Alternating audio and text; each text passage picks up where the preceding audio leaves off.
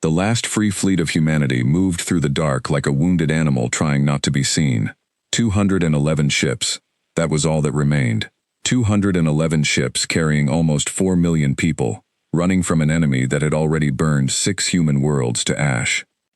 Commander Kayla Wren stood on the bridge of the Meridian, watching the starfield slide past the viewport. She was 34 years old, though the years of war had put more gray in her hair than they should have. Her uniform was patched in 3 places. Her boots were held together with tape.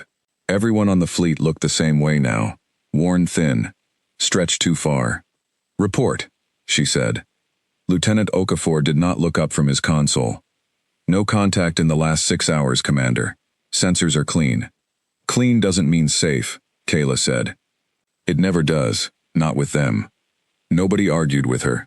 Nobody ever did anymore. Not after Kessel's world, not after they watched an entire colony of 2 million people disappear under fire in less than a day. The enemy did not send warnings. They did not ask for surrender. They came, and they killed, and they moved on to the next world, the next fleet, the next group of humans trying to hide in the dark. The humans called them the Krill. Nobody knew what the Krill called themselves, because nobody who had ever spoken to a Krill, face to face, had lived long enough to report it back. What humanity did know was this: the Krill were an old species, older than human civilization by thousands of years. They had wiped out at least 4 other intelligent species before finding humanity. They hunted for reasons nobody understood, not for resources, not for land, not even for revenge. They hunted because, as far as anyone could tell, hunting was simply what they did. Humanity was prey. That was the whole story. That was the only story that mattered. Kayla walked to the tactical display at the center of the bridge. A soft blue light showed the fleet's position, deep in a stretch of space nobody had bothered naming, far from any human colony that still existed. Red lines marked out the last 3 attacks, each one closer than the last. "They're catching up," she said quietly. Okafor finally turned in his chair. "The engineers say the Krill hunting ships read our drive signatures from at least 2 light years out. Every time we jump, we leave a trail. It's like leaving footprints in snow." "I know how the drives work, Lieutenant." "Sorry, Commander." She was not angry with him. She was angry with the numbers. Every human ship still flying used the same generation of drive core, the Halverson Type 9, first mass-produced 80 years ago, and still the backbone of the fleet, because nobody had time to build anything better while running for their lives. The Krill had learned to read that signature the way a bloodhound learns a scent. No matter how carefully the fleet jumped, no matter how many false trails they laid, the hunters always found them again within a few weeks. 4 million people, 211 ships, and an enemy that never stopped coming. The old man was waiting for her in the archive bay when her shift ended. Dr. Amos Cole had been part of the fleet's historical preservation team before the war started, back when preserving history seemed like something a civilization had time to do. Now he spent most of his days going through old records nobody else cared about, muttering to himself in the dim light of the Meridian's lower decks. "Commander," he said when he saw her, "I was hoping you'd come by." "I'm tired, Amos. It's been a long shift." "This won't take long, I promise." He waved her over to a console covered in scrolling text. "I've been going through the registry. Every ship in the fleet. Every ship we've lost. Every ship that ever carried the name of a human vessel since we first left Earth." Kayla rubbed her eyes. And I found something strange. There's a ship listed in the old fleet records. A ship that should not still exist, but according to this entry, it does." He turned the screen toward her. She read the name at the top of the file, and felt something strange settle in her chest, something between memory and disbelief. "Providence. That's the first ship," she said slowly. "The first ship ever to leave the solar system. I thought it was a museum piece. I thought it was destroyed when Earth fell." "So did I," Amos said. "But look at this. It's listed as being transferred, 40 years ago, to a preservation depot on the edge of the old colonial border. Decommissioned, stripped of weapons, kept as a monument, and according to the last transponder ping in this record, dated 11 years ago, it's still there, drifting. Nobody's touched it since." Kayla stared at the file. She had grown up hearing stories about the Providence. Every human child had. It was the ship that carried the first 100 colonists away from a dying, crowded Earth 200 years ago, back before humanity had any enemies at all, back when the biggest danger in space was simply not knowing what was out there. The Providence had used the very first working faster-than-light drive, a strange, clumsy, half-understood piece of engineering built by scientists who did not yet know all the rules that later generations of engineers would take for granted. Why does this matter, Amos? It's a museum ship. It's ancient. It probably doesn't even have functioning engines anymore. That's exactly why it matters, Amos said, and his eyes had a light in them she had not seen in a long time. Commander, that ship does not use a Halverson drive. It uses the original Meridian-class prototype core, the one they stopped building because it was too unstable and too inefficient for mass production. Nobody has used that kind of drive in 150 years. Kayla felt the pieces beginning to click together in her mind, slowly, the way they always did, before an idea became something real. You're saying the Krill wouldn't recognize its signature. I'm saying the Krill have spent decades learning to hunt Halverson drives. Every warning system they have, every long-range sensor, every trick they use to find us across 100 light-years of empty space, all of it is built around a signature that ship simply does not have. For a moment, neither of them said anything. The hum of the Meridian's engines filled the silence, steady and tired, the same sound Kayla had fallen asleep to for 3 years of running. It's a 200-year-old ship, Amos. Even if the drive still works, it wasn't built for combat. It wasn't built for anything except carrying 100 scared colonists across the dark. No, Amos agreed, it wasn't. But that's not what I'm asking you to think about, Commander. I'm asking you to think about what it could become, if we got our hands on it. If we understood what we were looking at, instead of just seeing an old museum piece gathering dust. Kayla looked at the file again, at the small image attached to the record, grainy and old, showing a long, narrow ship with a hull design nobody built anymore, all soft curves and rounded edges, nothing like the sharp, practical angles of the modern fleet. Where exactly is this preservation depot? Amos smiled, just slightly, like a man who had been waiting a long time to be asked that question. 6 jumps from here, right on the edge of what used to be the old colonial border, in a system the Krill have no reason to have ever visited. As far as I can tell, nobody has been near it in over a decade. She brought the idea to Fleet Admiral Osei that night, in the cramped command room 3 decks below the bridge, where the senior officers of the last human fleet gathered to make decisions that decided who lived and who did not. Osei was 61 years old, a broad, tired man who had lost his wife and both of his sons in the fall of Kessel's world, and who had not smiled, as far as Kayla knew, in over 2 years. He listened to her explain what Amos had found. He listened without interrupting, the way he always did, letting her lay out the entire idea before he said a word. When she finished, he was quiet for a long moment. You want to send a ship 6 jumps away from the fleet, he said finally, to retrieve a 200-year-old museum piece, on the theory that its outdated engine might be invisible to Creel sensors. Yes, sir. That's a very long way to travel on a theory. With respect, Admiral, everything we've done for the last 3 years has been a theory. We've been running because running is the only thing we know how to do. We don't have a way to fight back. We don't have anything the Creel can't already predict and outmaneuver. If Amos is right about this ship, it's the first genuinely new thing we've had in 3 years of war. Osei studied her for a long time. Behind him, a display showed the current state of the fleet. 211 ships, glowing green, strung out across the dark like a fragile string of lights that could be snapped at any moment. And if you're wrong, he said, if the ship's drive doesn't work, or the theory about the signature is nothing but an old man's guess, what then? Then we've lost a scout ship and a few weeks of travel time, nothing more. And if the Creel find that scout ship while it's 6 jumps away from the rest of us, alone and undefended? Kayla did not have a good answer for that, and she knew it, and she knew that he knew it too. But she also knew what the alternative looked like. She had watched it happen at Kessel's world. She had watched it happen twice more since then. Running was not a strategy. Running was just a slower way of dying. Sir, she said, we are going to lose this war if all we ever do is run from it. I would rather take a real risk on a real chance than keep waiting for the day our luck finally runs out. Osei looked at the display for a long moment, at all those small green lights representing everyone left of the human race. Then he nodded. Once. Slowly. Like a man agreeing to something he was not sure he should agree to. Take the Wayfarer, he said. Small crew. Skeleton complement. I want you back with something useful in 6 weeks, Commander. Or I want you back at all. Understood? Understood, sir.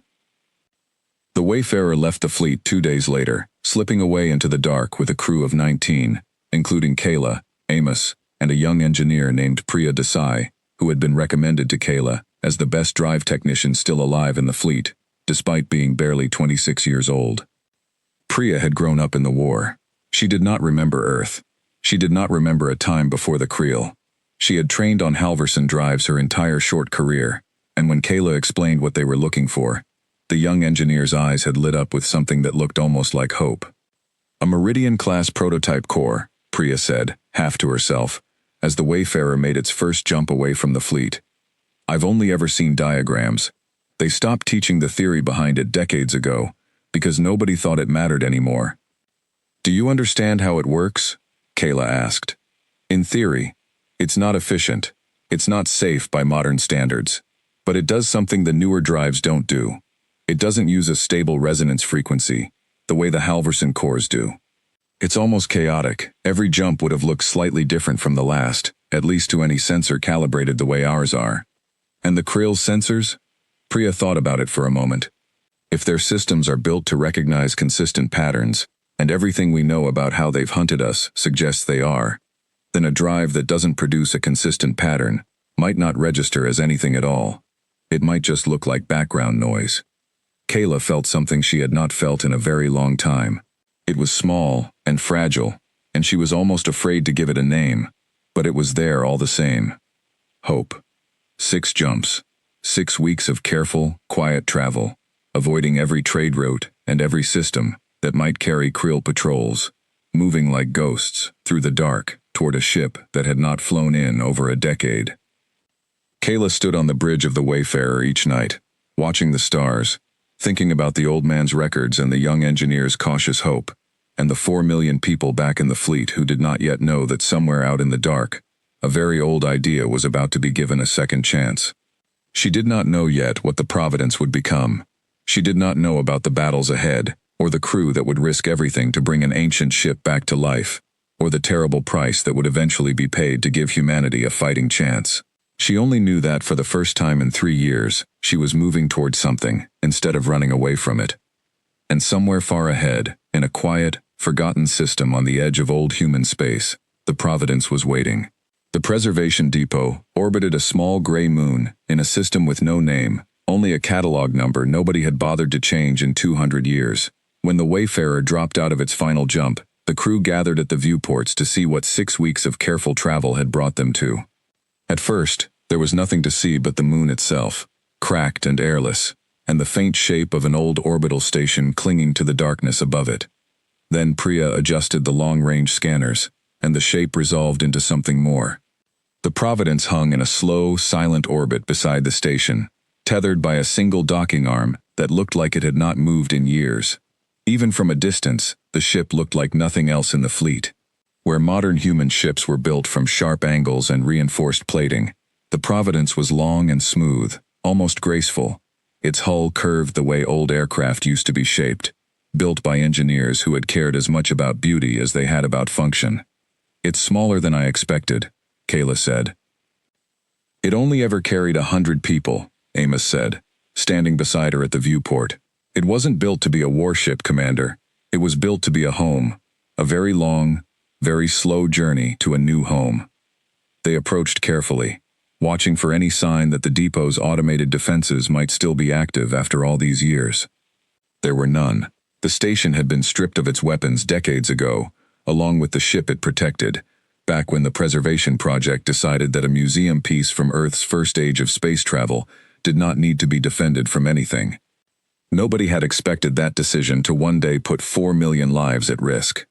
The docking process took almost 2 hours, most of it spent overriding old systems that had never been updated and did not recognize the Wayfarer's modern access codes. When the airlock finally hissed open, and Kayla stepped onto the Providence for the first time, she felt the strange sensation of walking into history. The corridors were narrow by modern standards, the lighting warm and yellow instead of the cool white used on newer ships.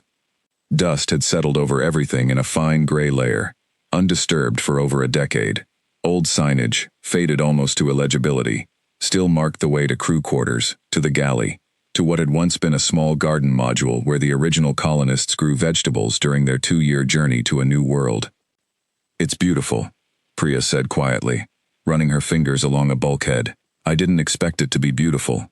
"They built it with their hands," Amos said, "not with automated fabrication systems the way we build ships now. Every panel, every seam, somebody welded by hand. It took them 9 years to build this ship, Commander. 9 years, for 100 colonists and a crew of 12. Kayla tried to imagine it. 9 years of work, for a single ship that would carry only 100 people away from an overcrowded Earth. It seemed impossible, in an age when the fleet could lose 200 ships and 4 million people to a single attack, and still be expected to keep moving, keep running, keep surviving, with whatever was left. "Let's find the engine room," she said. "I want to know if this theory of ours is worth anything before we get too attached to this old ship." The engine room of the Providence sat at the very heart of the vessel, protected by 3 separate bulkhead doors that had not been designed to keep out weapons fire, only to keep the drive's radiation contained during operation. Priya went to work immediately, running diagnostic scans on a system that predated her entire career by over 150 years. It took her 4 hours to give Kayla an answer. "The core is intact," Priya said, standing back from the ancient machinery with something like awe on her face. "It's been in stasis mode this whole time, which is the only reason it hasn't degraded. Whoever decommissioned this ship knew what they were doing. They preserved it properly, instead of just shutting it down and walking away. Can it still run?" "I think so. I won't know for certain until we try to bring it online, and that's not something I want to do carelessly. This core was unstable even when it was new, Commander. 200 years of sitting in stasis hasn't made it any safer." Kayla looked at the drive core, a strange spherical device surrounded by rings of dull copper-colored metal, nothing like the sleek, compact Halverson cores she had spent her entire career flying with. It looked less like a piece of engineering and more like something out of an old story, something built by hand, by people who were inventing the rules as they went. "How long to bring it online safely?" 2 weeks, maybe 3, if I do it carefully. I want to check every seal, every connection, before I put any power through this thing. If it fails while we're running it, we could lose the whole ship." "Do it," Kayla said. "Take whatever time you need. This is the only chance we've got." While Priya worked on the engine, Amos spent his days going through the ship's old records, piecing together the history of a vessel that had once carried the very first humans away from their home world. He found logs from the original crew, recordings that had somehow survived 200 years of storage, voices of people long dead speaking about their hopes for the new world they were traveling toward. He played one of the recordings for Kayla one evening, in the ship's old command room, a space so much smaller and simpler than the Bridge of the Wayfarer that it was hard to believe it had once guided humanity's first steps into interstellar space. "Day 211 of our voyage," the recording said, a woman's voice, calm and steady, despite the crackle of old audio storage. "The drive continues to perform within expected parameters, though Engineer Ose reports minor fluctuations in the resonance field that we will need to monitor closely. We are now beyond the range of any human transmission ever sent before us. Whatever happens next, we are the first. I find that thought both terrifying and wonderful." Kayla sat very still after the recording ended. "Ose," she said. "That's not a common name." Amos gave her a small, tired smile. "I looked into it, Commander. Engineer Ose, first name Tomas, listed as chief engineer of the Providence during its maiden voyage. Fleet Admiral Ose's family records trace back to a colony ship departure roughly 200 years ago. I believe it's the same family line." Kayla thought about the Admiral, tired and broken by 3 years of war, sending her out on this mission, without knowing that the ship she was chasing carried the voice of his own ancestor. She wondered if she should tell him, or if it was better to bring him the ship first, and let him discover the connection himself, when there might finally be something worth celebrating again. "He doesn't know," she said. "No," Amos said. "I thought you should be the one to decide whether he needs to." 3 weeks passed. Priya worked almost without rest, checking every seal and connection in the ancient drive core. replacing what could be replaced, with parts scavenged carefully from the Wayfarer's own systems, improvising solutions for components that no longer existed anywhere in the fleet's supply chain. Kayla watched the young engineer grow thinner and more tired with each passing day, but also watched something else grow alongside the exhaustion, a fierce, quiet determination that reminded her of herself 3 years ago, before the losses had started piling up faster than the hope could keep pace. On the 22nd day, Priya called Kayla down to the engine room. "I think we're ready," she said. "I want to run a controlled activation test. Low power, just enough to confirm the core can generate a stable field. If something goes wrong, I want it to go wrong now, while we're still docked, and can evacuate quickly." "Do it," Kayla said. The activation took 20 minutes of careful, methodical work, Priya's hands steady, despite the tension in every line of her body. When she finally engaged the primary sequence, the old ship shuddered gently, a deep vibration running through every deck, like a long sleeping animal, stirring awake. The copper-colored rings around the drive core began to glow, faint at first, then brighter, casting strange shifting shadows across the engine room walls. A low hum filled the air, different from the steady, familiar hum of a Halverson drive. This sound rose and fell in slow, irregular waves, almost like breathing. "Field is stable," Priya said, her voice tight with concentration as she watched the readouts. "Output is low, but it's clean. It's actually running, Commander. After 200 years, it's actually running." Kayla felt her chest tighten with something between fear and wonder. She thought of the recording Amos had played her, the calm voice of a woman 200 years dead, describing this very drive core, with words like terrifying and wonderful. She understood now exactly what that woman had meant. "Can you get a signature reading?" Kayla asked. "I want to know what our sensors say this thing looks like." Priya ran the scan. It took only a few seconds, but the wait felt much longer. "It's nothing like a Halverson signature," Priya said finally, staring at the display. "Our sensors are struggling to classify it at all. If I didn't know better, I'd guess this was some kind of natural stellar phenomenon rather than a ship's drive. It doesn't look artificial, not to a system trained on modern engine patterns." Kayla closed her eyes for a moment, letting the meaning of that settle over her. If a human sensor system, built to recognize the exact kind of drive core sitting in front of them, could barely register it as anything unusual, then a Creel hunting system, calibrated entirely around detecting Halverson signatures, might not see it at all. "We need to get this ship back to the fleet," she said. "But we also need to think carefully about what we do with it once we get there." Amos was right. This isn't just an old museum piece anymore. "What do you mean?" Priya asked. Kayla looked at the ancient drive core, glowing softly in the dim engine room light, humming its strange, uneven song for the first time in 200 years. She thought about the krill fleet somewhere out there in the dark, hunting for a signature this ship simply did not have. She thought about 4 million people still running, still waiting for a chance that had not come yet. "I mean," she said slowly, "that this ship might be the only thing in the entire human fleet that can get close enough to the Creel to actually hurt them." It took another full week to prepare the Providence for the journey back to the fleet. Priya ran dozens of additional tests, gradually increasing the drive's output, watching carefully for any sign of instability. Amos cataloged every system on the ship, searching for anything else useful that 2 centuries of history might have left behind, forgotten and waiting. On the final night before departure, Kayla stood alone in the old ship's narrow observation gallery, looking out at the stars through glass that had not been cleaned in over a decade. She thought about the 100 colonists who had once stood in this exact spot, looking out at an unknown future with nothing but hope and courage to guide them. She thought about her own crew, waiting 6 jumps away, still running, still hoping for something to change. Tomorrow, the Providence would make its first jump in over 200 years. Tomorrow, an old, forgotten ship, built by hand by people who could not have imagined the war that was coming, would begin the long journey back toward a fleet, desperate for any chance at survival. Kayla did not know yet how much would need to change about the Providence before it could truly become what humanity needed it to be.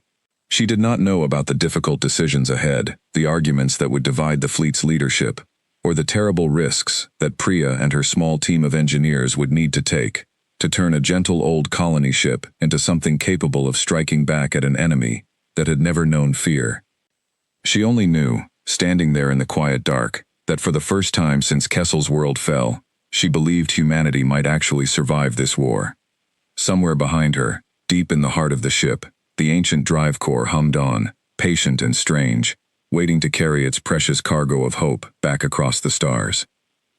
The fleet had moved twice while the Wayfarer was away, and it took Kayla's small convoy an extra 9 days to find them again, following a chain of prearranged rendezvous points left behind, in case exactly this kind of delay happened. When the Providence finally dropped out of its last jump alongside the Wayfarer, escorted carefully at a distance to avoid drawing attention to its strange new engine signature, the entire fleet seemed to hold its breath. Word had already spread. 6 weeks was a long time for a crew to be gone, and rumors had grown in the silence the way rumors always did on a fleet with too little good news and too much time to imagine the worst. When Kayla requested an emergency session with Fleet Admiral Osei and the rest of the senior command staff, every chair in the command room was filled within the hour. She told them everything: the depot, the old ship, the drive core that produced no recognizable signature, Priya's careful weeks of work bringing 200 years of dormant engineering back to life. Admiral Osei listened without speaking, the same way he always did, but something in his face had changed by the time Kayla finished. He looked, for the first time in longer than she could remember, almost hopeful. "You're telling me," he said slowly, "that we have a ship the Creel cannot track." "I'm telling you we have a ship they've never had a reason to learn how to track," Kayla said. "That's not the same as invisible, sir, but it's the closest thing to invisible this fleet has ever had. And you want to turn it into a warship. I want to give it a purpose worth the risk we took to bring it here." Osei was quiet for a long moment. Around the table, the other officers exchanged glances, some skeptical, some cautiously excited. Captain Reyna Solis, who commanded the fleet's small remaining defense wing, leaned forward with her arms crossed. "With respect, Commander," Solis said, "that ship was built to carry colonists 200 years ago. It has no weapons, no armor plating worth mentioning, no shields beyond basic radiation shielding for the crew. Even if the Cryle can't see it coming, what exactly is it supposed to do once it gets there?" "That's the question I want to spend the next month answering," Kayla said. "I'm not asking you to send the Providence into battle tomorrow, Captain. I'm asking for the resources and the time to find out what it could become." There was a long silence. Kayla had learned, over 3 years of war, that silence in a command meeting could mean many things: hesitation, disagreement, careful thought. She waited, letting the weight of what she was asking settle over the room. Finally, Osei spoke. "Tell me about the drive core's history, Commander. Where did the Providence actually come from?" Something in his voice made Kayla pause. She glanced at Amos, who gave her the smallest of nods. "Sir," she said carefully, "the ship's original chief engineer, during its maiden voyage, was a man named Tomas Osei." The room went very still. Osei's face did not change immediately, but his hands, resting on the table in front of him, tightened slowly into fists. "That's my family name," he said quietly. "Yes, sir. Amos found the connection in the ship's old crew records. We believe it's the same family line." For a long moment, nobody said anything at all. Kayla watched the Admiral, a man who had lost his wife and both his sons to this war, who had spent 3 years making impossible decisions with no good options, sit with the knowledge that somewhere in the depths of human history, his own blood had been aboard the very first ship to ever leave Earth, and that ship had now come back to him, 200 years later, at the exact moment his people needed it most. "Give her whatever she needs," Osei said finally, his voice rough. "Whatever resources this fleet has to spare, I want that ship turned into something that can hurt them. I want it done properly, and I want it done fast." The next month became the busiest of Priya Desai's short life. Kayla assembled a team of the fleet's best remaining engineers, weapons specialists, and drive technicians, pulling talent from ships across the entire fleet, all of them sworn to secrecy about what they were working on. Rumors still spread, of course. Rumors always did, but the details stayed contained, and that was enough. The first challenge was simple physics. The Providence's ancient hull, built for comfort and beauty rather than combat, could not support modern weapons systems without significant structural reinforcement. Priya's team spent 2 weeks stripping out the old colony ship's unused cargo bays and garden modules, replacing them with reinforced framework, capable of mounting the fleet's remaining stock of plasma cannons.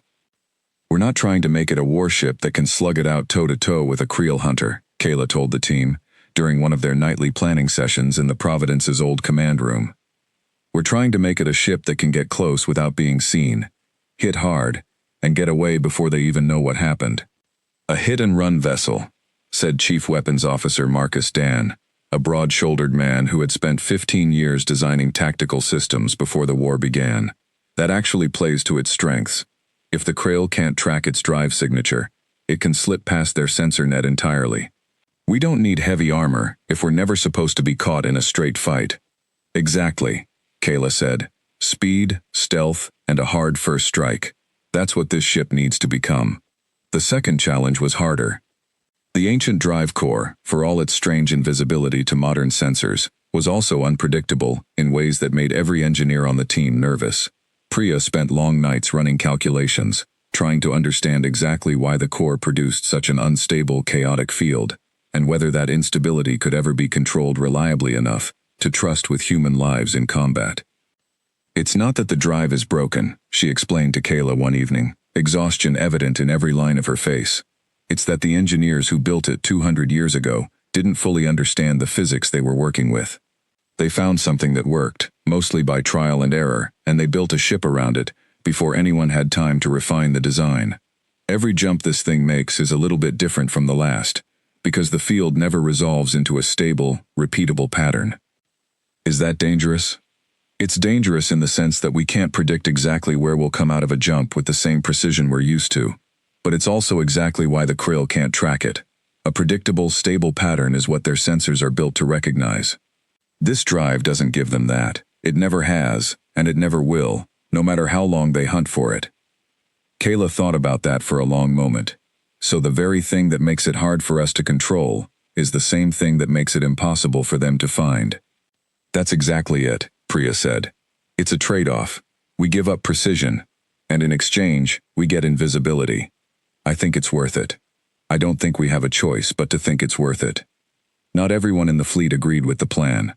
Captain Solis remained skeptical throughout the entire refit process, raising concerns at every command meeting about the risks of relying on a single, unproven, 200-year-old ship to somehow change the course of a war that had already cost humanity 6 worlds and countless lives.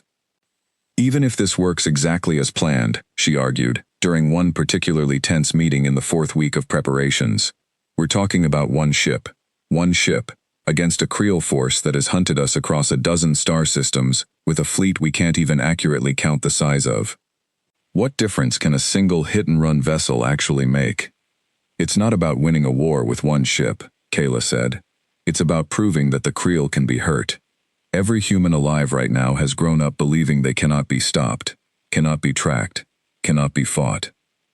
That belief is doing almost as much damage to us as their weapons are. If we can prove that wrong, even once, it changes everything about how this fleet thinks about survival.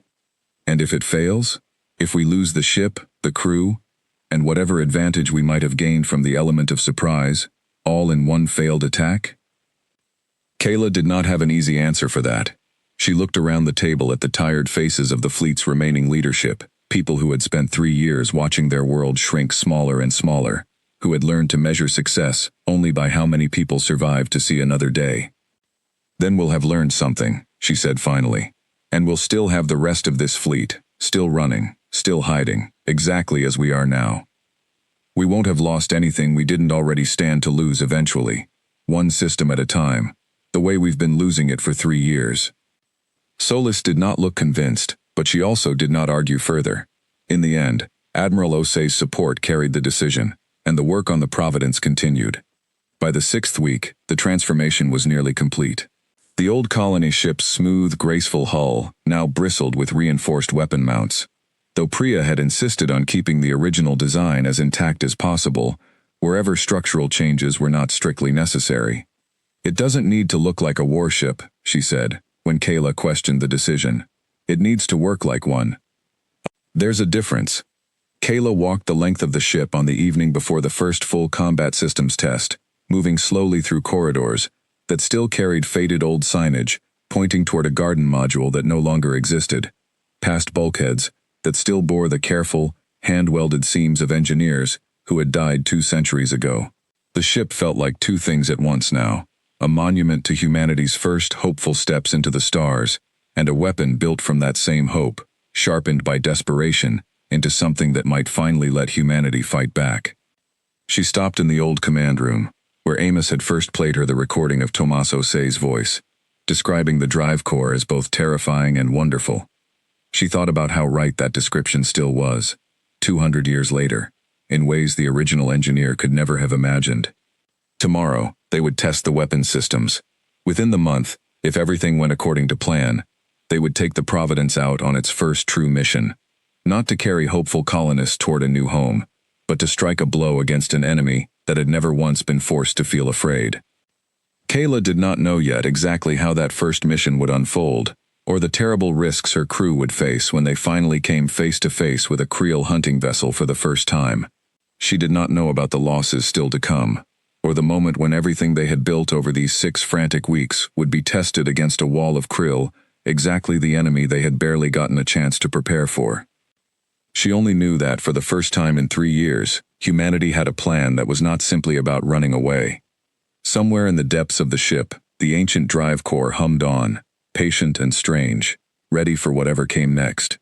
The scout came back with news nobody wanted to hear, but everybody had known was coming. A Creel hunting group had been spotted 3 jumps away, moving on a course that would bring them into range of the fleet within 9 days. It was not a large force by Creel standards, according to the scout's readings: 6 hunting vessels, and what appeared to be a single larger command ship, escorting them the way a mother might escort her young. But 6 Creel hunting vessels had been more than enough to destroy far larger human formations before, and everyone on the fleet knew it.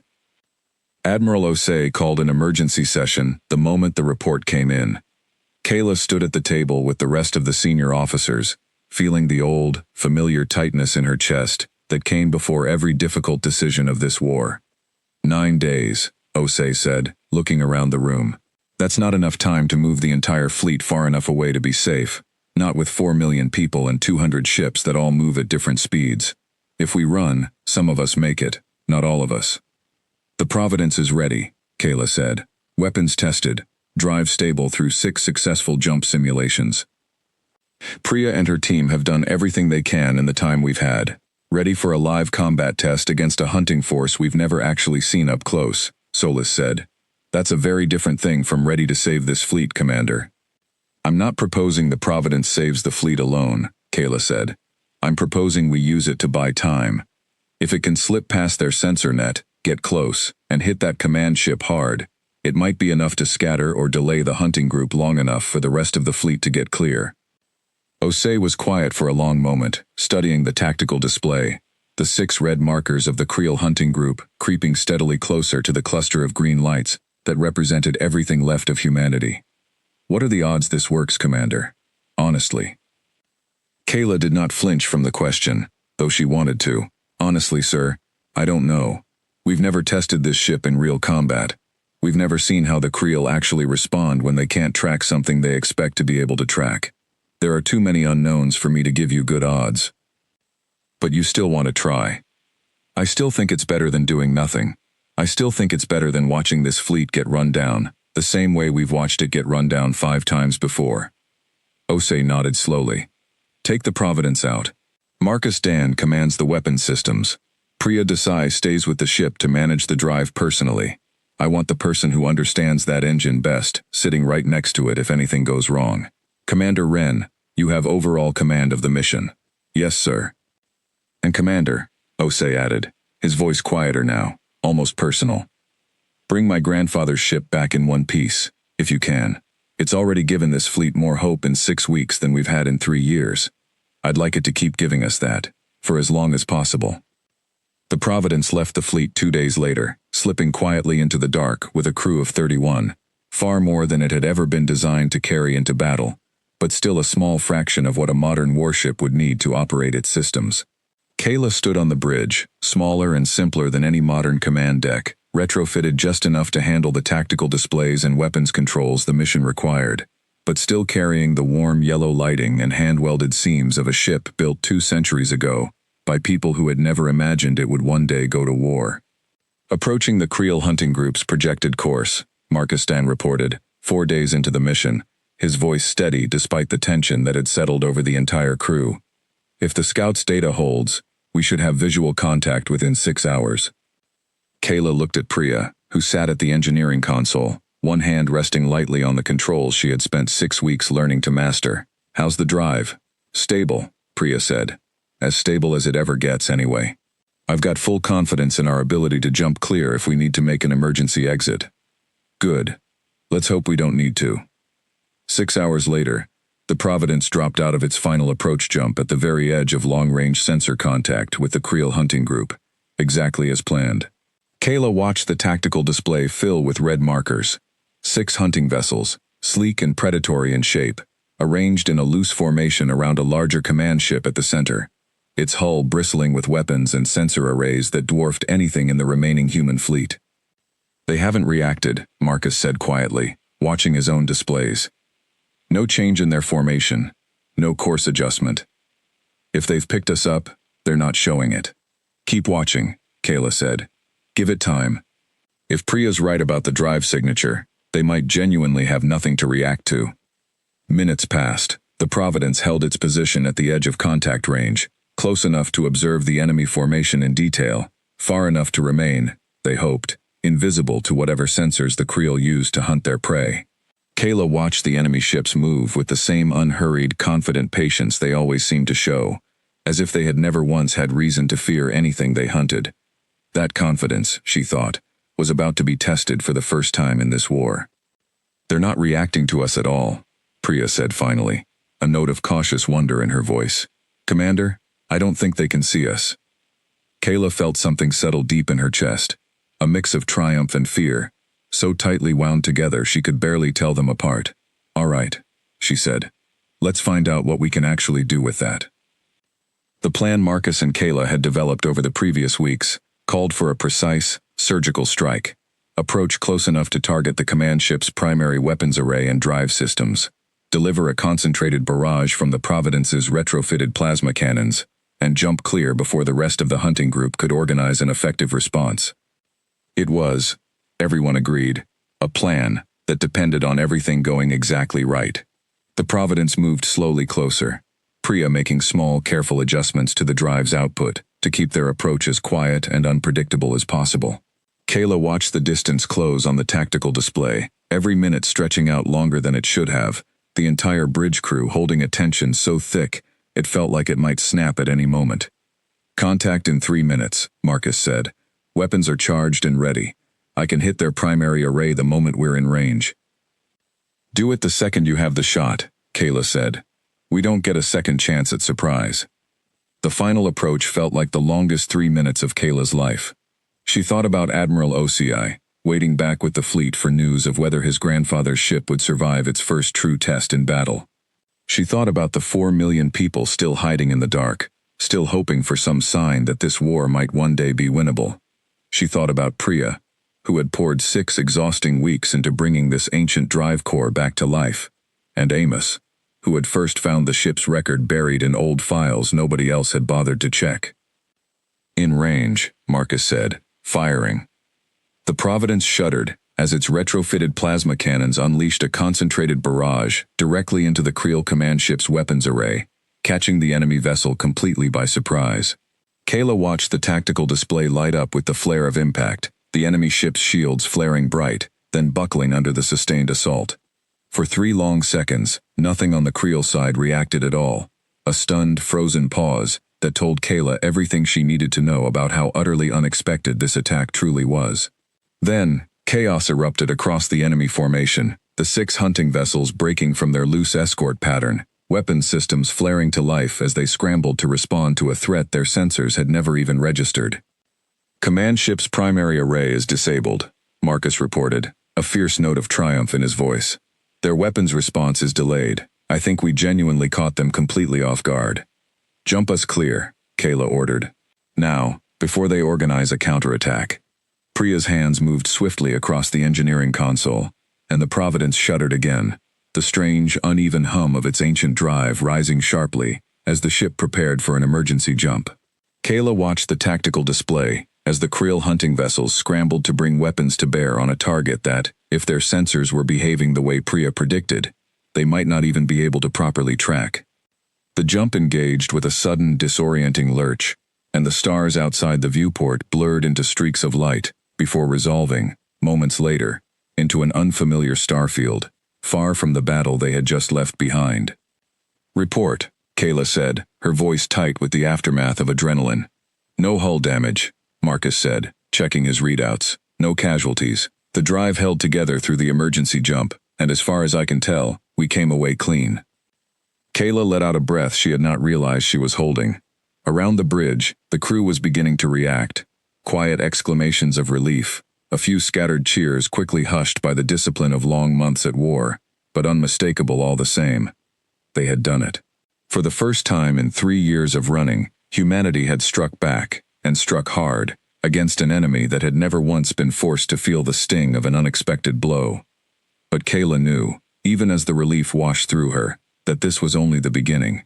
The Creel command ship had been damaged, not destroyed. The hunting group, wounded and furious, would not simply give up and retreat. And now that humanity had proven it could land a blow the enemy never saw coming, the real question was whether the Providence, and the crew who had brought it back to life, could survive what came next.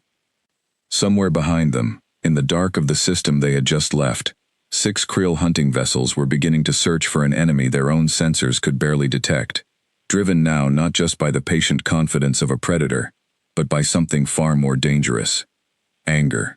The Providence returned to the fleet 4 days later, and the news of its success spread through the 211 ships faster than any official announcement could have managed. For the first time in 3 years, Kayla walked through the corridors of the Meridian and saw something other than fear and exhaustion on the faces of the people she passed. She saw hope, fragile and cautious, but real. Admiral Osei met her personally when she docked, standing in the receiving bay with an expression she had never seen on him before, something close to joy, though tempered heavily by the weight of everything the war had already cost him. "You did it," he said, his voice thick with emotion he was clearly struggling to control. "You actually did it. We hurt them, sir. We didn't destroy that command ship. This isn't over." "I know." Osei's jaw tightened, but the hope in his eyes did not fade. "But you proved something this fleet needed to see, Commander. You proved they can bleed. 3 years, and we finally have proof." The victory, however small, gave the fleet's leadership something they had been missing for far too long: the ability to plan for something other than survival.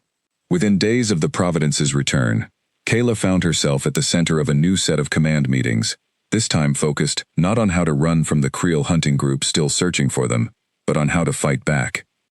"We can't win this war with a single ship," Kayla told the assembled officers, standing before the tactical display where the 6 red markers of the wounded Creel hunting group still crept slowly through the dark, searching for a target they could not properly track. "But we've proven the concept works. If we can retrofit more of our ships with drive cores that don't produce a Halverson signature, we could build a strike force the Creel genuinely cannot predict." "We don't have more Meridian-class cores," Priya said, standing beside her. "The Providence was the only one ever built. But I've spent the last several days studying its design in detail, and I believe we could build modified versions using materials we already have in the fleet's supply chain. It wouldn't be identical to the original, but it could achieve a similar effect: an unstable, unpredictable signature that their sensors simply aren't built to recognize." "How long?" Osei asked. "Weeks, not months.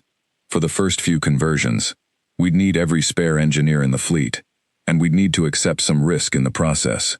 These modified cores would carry some of the same instability as the original, but I think it's possible." Osei looked around the room at his officers, at the faces of people who had spent 3 years learning to expect nothing but loss, now looking at each other with something that had been missing for far too long: the possibility of a plan that did not end in retreat. "Do it," he said. "Whatever this fleet has, whatever people we can spare, I want them working on this. We're done running." The weeks that followed were the busiest and most hopeful the fleet had experienced since the war began. Priya's team, expanded now to include dozens of engineers pulled from across the entire fleet, worked around the clock retrofitting a small squadron of human ships with modified versions of the Providence's ancient, unpredictable drive technology.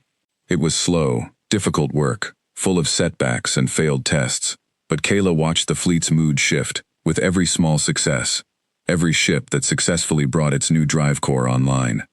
Meanwhile, the wounded Krill hunting group continued its search, drawing steadily closer to the fleet's last known position, despite having no reliable way to track them. Scout reports showed a group grown more erratic, more aggressive, spreading out across a wider search pattern, as if driven by something beyond their usual patient, methodical hunting behavior.